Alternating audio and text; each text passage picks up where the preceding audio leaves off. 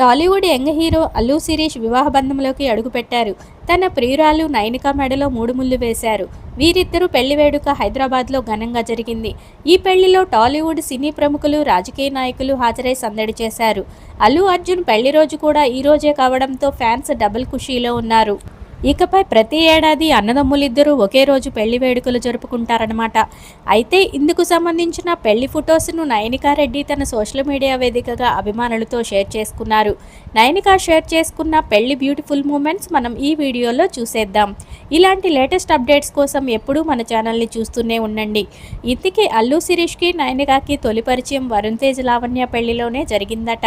ఈ పరిచయం కూడా నితిన్ వైఫ్ శాలిని ద్వారానే జరిగిందట.